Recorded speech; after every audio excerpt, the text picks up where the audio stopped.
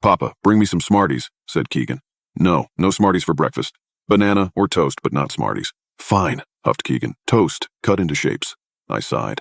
This was really the last thing I wanted to be doing at 4:45 on a Saturday morning. Making coffee and cutting toast into animal shapes instead of drooling in my sleep and dreaming of a gentler world. I went into the kitchen and started the coffee and toast and then looked out the living room window. Sure enough, there was Mr. Limsky mowing his damn lawn in his damn bathrobe, no less. That was another thing that I had no desire to do. Get into it with him about this, or really talk to him about anything ever beyond a friendly wave and a howdy neighbor. By the time I was awake enough to form a coherent thought, it was almost 6 o'clock and I had consumed 4 cups of coffee. Mr. Limsky was still at it, which was strange because his yard isn't very big at all. It shouldn't take more than a 40-minute mow job, but here it was, an hour and 15 minutes later, and he was still at it. I got semi-dressed and stumbled outside. I walked across my own yard, which I noted needed mowing itself. Maybe I'll tell him that if he mows my lawn and promises to never start so early again, I'll let it go. But I knew that I wouldn't do that. I was a coward. As I got closer, I observed with some confusion that his lawn was already mowed. He was going over it a second time now. I walked up to our property line, denoted by the contrast between mowed and unmowed grass, and started waving my hands in the air, waiting for Mr. Limsky to notice me. He never did. He just stared straight ahead and kept pushing the mower. "Hey!" I shouted, but it was no good. I could barely hear myself, and so I knew that he wouldn't be able to hear me from across the lawn right behind the lawnmower. God damn it. I walked across his yard until I was right behind him. "Hey!" Nothing. I tapped on his shoulder. Nothing.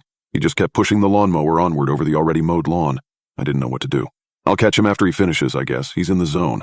I shrugged and was getting ready to turn back to my house when I saw a trickle of what was presumably urine run down his bare leg. Jesus. I went back to my house and opened the door. Vanessa was reading a book to Keegan.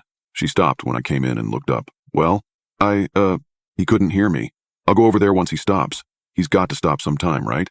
And, well, I'm a little worried about him, honestly. I saw him, wet himself." "Mr. Limsky peed his pants?" asked Keegan. She started laughing.